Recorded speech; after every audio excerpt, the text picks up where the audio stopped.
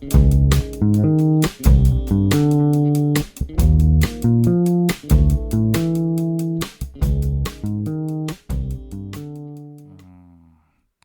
현재 시간 2025년 7월 14일이고요. 오후 5시 57분 지나고 있습니다. 네, 오늘은 175번째 시간이고 K-pop 데몬 헌터스를 다루겠습니다. 저는 진행을 맡고 있는 빌바오입니다. 반갑습니다. 네, 일단은 댓글 먼저 볼까요? 일단 라이언 일병 구하기 편에 2,000원 브리즈님이 후원해주셨고요. 네, F1 더 무비 편에도 해주셨네요. 감사합니다. 그리고 사랑의 블랙홀 1편과 2편에도 2,000원 후원 감사합니다. 자, 그리고 라이언 일병 구하기 편에 소담님이 댓글 남겨주셨는데 어펜 캐릭터가 좋았다. 뭔가 어펜이 끝까지 한 일을 못하고 실패하는 부분이 오히려 더 전쟁의 뭐 비극을 더 전달하는 영화였다. 나는 이 작품이 지독하게 좋다 이렇게 말씀을 하셨네요. 네, 유독 재밌게 보셨나 봅니다. 저도 공감하는 바입니다. 팸이 있었기 때문에 이 영화가 무조건 더 인상에 남을 것이다 이런 생각이 드네요. 자, 그리고요 네, 본격적인 내용으로 들어가죠. K-pop 데모런트 사실 이거를 리뷰를 할까 말까 한번 고민했는데 네, 지난 일요일에 제가 그 3구 편에 출연해서 K-pop 헌터스 얘기를 했기 때문에 이왕 뭐 준비한 거 저도 뭐 간단하게 한번 말아보도록 하려고 준비를 했습니다. 일단 목소리라는 포인트가 저는 이 영화에서 좋았는데 일단 목소리라는 것이 많은 사람들이 동시에 들을 수 있고 그죠? 그러니까 듣는 거는 한 사람이 말해도 듣는 건 여러 사람이 할 수 있으니까 그 소통의 기본이고 뭔가 이 소리를 통해서 많은 사람들이 공명할 수 있구나. 그게 목소리의 힘이구나. 이거를 이제 갖고 있는 사람이 또 가수고 아이돌이고 하니까 그 본질적인 힘이 무엇인가에 대한 고찰에서 시작하는 게 저는 뭐 좋다라는 생각이 들었어요. 특히나 이제 아이돌의 존재란 무엇인가를 무당에서부터 찾는 거는 아주 즐거운 어떤 발상이지 않았나라는 생각이 들어요. 그러니까 무당 분들이 하는 역할이 사실 그 동네에서 엔터테인먼트를 담당하는 거잖아요. 뭐 잔치날, 뭐 굿판 하는 날은 그날 마을 잔치가 일어나는 거니까 마을 사람들 다 모아놓고 그 무당의 퍼포먼스를 보게 만들고 그런 것들이 지금의 가수의 하는 역할과 똑같다라는 생각이 들었어요. 그래서 보면 사람들이 다 이게 아이돌이라는 단어가 요새는 이제 많이 쓰여서 단순히 가수 씬뿐만 아니라 여러 군데에서도 뭐 스포츠 선수도 아이돌이라고 하고 뭐 정치 쪽에서도 아이돌이라고 하고 뭐 아이돌이다라는 표현이 많이 쓰이고 있는데 그 단어라는 아이돌이라는 단어가 뭐 대단한 그런 게 아니라 일방적으로 이제 시선을 받는 입장에 서 있는 사람들을 아이돌이라고 볼 수 있을 것 같아요. 그만큼 이제 아이돌이라는 것이 많이 쓰이고 있는 표현이고 아이돌의 본질은 어떻게 보면 이제 시선을 똑같은 양으로 주고받는 게 아니라 한 사람이 많은 사람들의 시선을 동시에 받으면서 생기는 어떤 신비감, 음, 그러니까 똑같이 그 사람과 많은 시간을 보낼 수 없고 짧은 시간에 그 사람이 퍼포먼스를 보여줄 때의 모습만 볼 수 있는 그 시선 교환의 불일치라고 표현할까요? 뭐 그때 발생되는 어떤 신비감이 아이돌로 만들어지는 거 아닐까 하는 생각이 듭니다. 그래서 자주 보기 힘들지만 매력적인 존재를 모두 아이돌이라고 생각을 하는 것 같은데 그 점을 아마 이 영화를 보면서 좀 생각을 해봤던 것 같아요.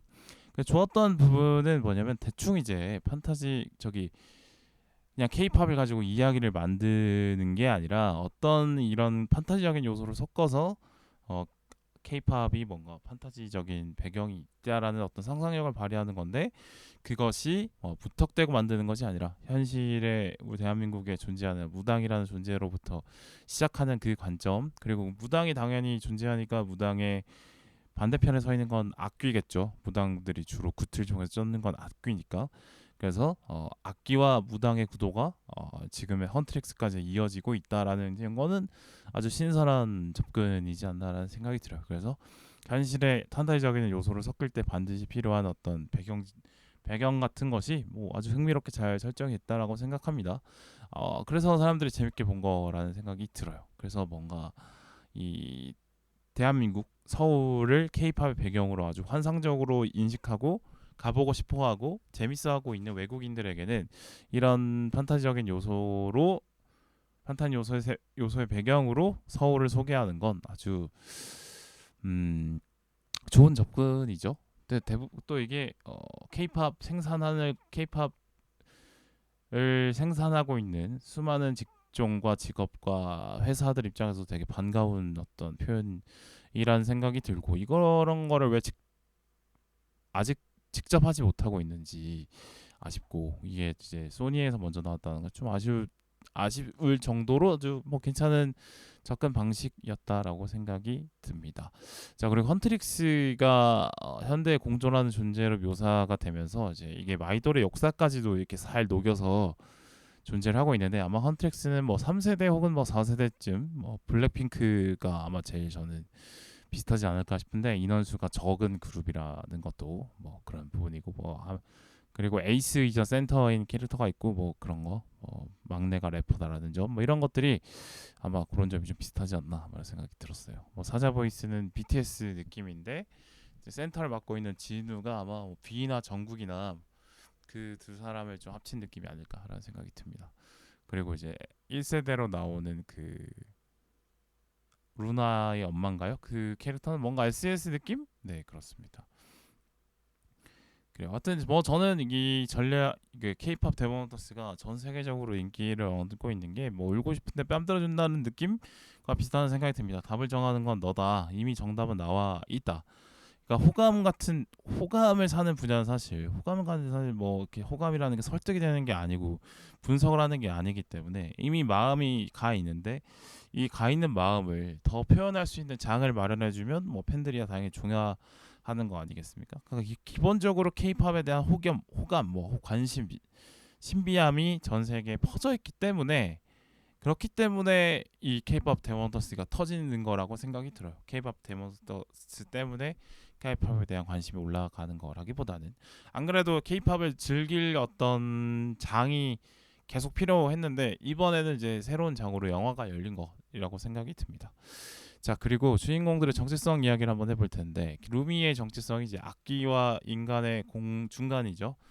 제 아버지가 악기고 엄마는 인간이고 뭐 이런 건데, 이중적인 정체성을 갖고 있는 캐릭터, 이건 사실 많이 볼 수 있는 캐릭터입니다. 그래서 숨기고 있는 어떤 힘 때문에 다른 사람들이 상처받을까봐 자신의 정체성을 숨기는데 그게 마음의 병이 되는 그런 캐릭터, 이제 뭐 많이 보여지는 어떤 애니메이션의 캐릭터인데, 아무래도 정체성에 대한 혼란을 갖고 있는 사람들이 이게 뭐 단순히 사춘기뿐만 아니라 어른들이 돼서도 그런 경우가 많기 때문에 많은 사람들의 공감을 얻을 수 있는 캐릭터라는 생각이 들어요. 그리고 또 뭐 정체성의 혼란의 시기를 건너온 어른들이라도 그런 시절을 겪었기 때문에 또 이제 이 이야기에 공감을 할 수 있고 그런 거 아닐까 싶습니다. 그래서 선과 악의 어떤 공존하고 있는 어떤 그 캐릭터의 모습에서 현대인들도 자기신을 발견했을 거라는 생각이 들어요. 그러니까 악하게 살고 싶은 욕망도 있고 선하게 살고 싶은 욕망도 저는 동시에 존재한다고 생각하는데, 뭐 굳이 설명해보자면 이제 내가 느끼는 탐욕을 다른 사람들 신경 안 쓰고 내 맘대로 한번 해보고 싶은 게 악이라고 하면, 선은 같이 살아 숨쉬고 싶어하는, 다른 사람들과 같이 더불어 살아가고 싶어하는 그런 마음, 그런데 필요한 어떤 덕성 같은 거를 선과 악으로 표현할 수 있다라고 생각이 드는데, 어느 정도 이제 필요하죠. 탐욕도 자신의 어떤 1인분을 하기 위해서 상당히 좀 필요하고, 그다음에 같이 살아가기 위해서는 또 선도 필요합니다. 물론 각자 사람마다 그 비중이 어느 정도 좀 다르겠지만 어쨌든 나눠져 있는 건 분명하다라는 생각이 들어요. 그래서 자아가 분열된 캐릭터들이 사실 많이 나오는데, 그런 것들이 항상 현대인들이 고민하는 바이기 때문에 공감받을 수밖에 없는 캐릭터라는 생각이 들었어요. 그래서 너무 신선하다기보다는 뭐 잘 갖다 썼다 이런 생각이 들었고요. 겉과 속을 다르게 보여줄 수밖에 없는 그런 환경들이 워낙 또 많다 보니까 이런 캐릭터들이 더 많이 나오고 더 공감을 관객들로부터 받는다라는 생각이 들어요. 그러니까 여러 모습을 꾸며내기가 좋은 것 같아요. 집에서의 모습, 직장에서의 모습, 학교에서의 모습, 집과 학교가 아닌 뭐 취미생활에서 만난 사람들과의 모습, 뭐 친구들과의 있을 모습, 그리고 미디어 상의 나 자신을 어떻게 표현을 할 것인가도 새로운 공간이라고 볼 수 있겠죠. 그래서 정말 수많은 공간에서 다른 인격체의 모습을 형성할 수 있기 때문에 그래서 어떻게 보면 현대인들은 옛날에 비해서 정말 수많은 정체성을 만들고 지켜야 되고 고민해야 되는 게 고민 현대인들이 하는 고민이라고 생각하는데 그런 것들이 아마 이제 어떤 계속 수많은 어떤 자신의 모습 속에서 갈피를 못 잡는 것의 모습에서 이런 캐릭터들이 현대인과 닮아있기 때문에 인기가 많은 것 같다라는 생각이 듭니다. 또 이제 진우 캐릭터는 악기의 본질을 갖고 있지만 원래는 선한 인간이었다가 악귀가 되는 사람이었기 때문에 어떤 탐욕에 노출이 많이 됐던 나머지 본인의 어떤 선함을 잊어버린 캐릭터로 나오지만 다시 선함을 되찾고 이제 자신을 희생하는 걸로 마무리를 짓죠. 그러니까 어떻게 보면은 이제 선을 행하려고 해도 기본적인 물질적인 어떤 충족이 되지 못하면 선을 행하기가 어렵다라는 걸 또 진우를 통해서 또 알 수 있다라는 생각이 듭니다. 그래서 가난이 그를 탐욕적으로 만들었고 악을 추종하게 만들었던 것 같습니다. 근데 그 결과로 자신의 모든 것을 잃고 그 뭐죠? 그 수계 앙 뭐죠? 하여튼 그 귀마죠. 그 귀마의 노예가 돼버리는 거 아닐까라는 생각이 듭니다. 그래서 현대인도 사실 수많은 욕망들에 노출이 되어 있는데 내 주변 사람이 입고 있는 어떤 걸치고 있는 물질적인 것들, 뭐 SNS에 수많이 노출되는 또 수많은 어떤 쇼핑을 해야 하게 만들고 싶어하는 어떤 물질적인 욕망들 이런 것들이 뭐 많이 노출되어 있어서 탐욕이 많이 생기는데 그걸 컨트롤하는 게 쉽지 않은데 그렇습니다. 진우 역시도 공감을 많이 받는 캐릭터라면 그런 탐욕 때문에 많은 것을 잃어봤고 망쳐봤던 경험들이 또 있기 때문에 그것에 또 공감을 하는 건 아닐까 생각이 들고 또 이 탐욕에 노출됐던 과거 때문에 죄책감으로 살아가잖아요 진우가. 그래서 탐욕과 죄책감은 또 함께 가는 세트구나 이런 생각이 들었어요.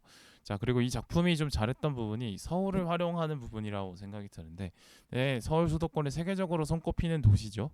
네, 거기에 이제 걸맞게 잘 매력이 표현이 못했다라고 생각이 듭니다. 제가 한국 영화에 항상 아쉽게 생각하는 부분이 이 서울이라는 도시 자체를 소재로 아주 재밌게 꾸며내고 또 유명한 작품들이 없다는 점이 참 아쉬운데 물론 서울에 배경이 된 영화들은 많습니다만 그래요. 그게 서울만의 매력이 잘 표현이 된 것 같아요 이 작품에서. 뭐 롯데타워부터 경복궁까지 있는 도시라는 거죠. 그래서 롯데타워처럼 최첨단을 달리는 건물과 경복궁을 비롯한 궁궐의 어떤 예스러움을 동시에 갖고 있는 초고층 빌딩도 많지만 한옥집도 많고 오래된 어떤 근대식 건물도 있고 뭐 어떤 그런 다양한 모습들 그리고 이제 산과 강이 또 가까이 그것도 크게 존재하고 있는 이런 신기한 모습들이 서울의 어떤 다양한 층위가 매력적으로 작용하고 있구나. 근데 그 안에 인프라들이 빽빽하게 들어가 있어서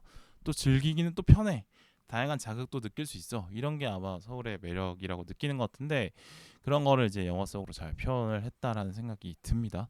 물론 뭐 기생충이 이제 서울 도시를 잘 표현했죠. 근데 그거를 이제 계급적 층위로 한번 해부를 해보는 거고 서울을. 근데 이제 그 위대한 통찰이긴 하지만 뭐 매력적으로 서울을 표현했다 이런 건 아니었던 것 같고요. 주 소재는 아니었으니까 그렇습니다. 근데 케이팝 데모스는 뭐 서울 자체의 매력을 이제 관광객의 시선에서 겉핥기식으로 서울을 보고 있는 사람들은 어떻게 보고 있느냐를 잘 집어서 만들어 놓은 것 같아요. 그리고 이제 한국 문화가 얼마나 매력적으로 보여지고 있느냐도 한번 생각해 보게 되는데 뭐 옛날에 이런 표어들이 있었는데 뭐 정확하게 기억 안 납니다만 뭐 한국적인 것이 세계적인 것이요 아니면 우리 것이 최고요 뭐 이런 거 있었죠. 뭐 박동진 명장 분이 뭐 이런 얘기했던 얘기가 있는데 아마 이 시대 90년대니까 한참 세계화를 부르짖던 시대의 구호인 거죠. 근데 저도 아마 옛날 사람이어서 그런지 세계에 대한 인식, 세계 속의 한국에 대한 인식이 좀 옛날에 머물러 있는 건 아닐까라는 생각이 들어요.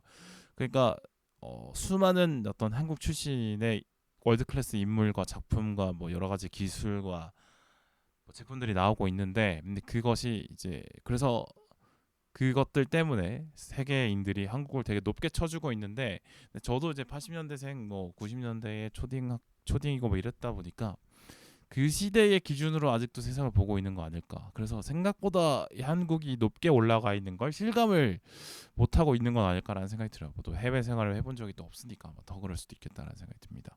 근데 이제 한국을 지금 바라보고 있는 세계인의 생각이나 아니면은 젊은 세대가 인식하고 있는 한국은 생각보다 높구나. 그래서 이런 작품이 나오고 그걸 먹히는구나를 좀 알 수 있었던 것 같습니다.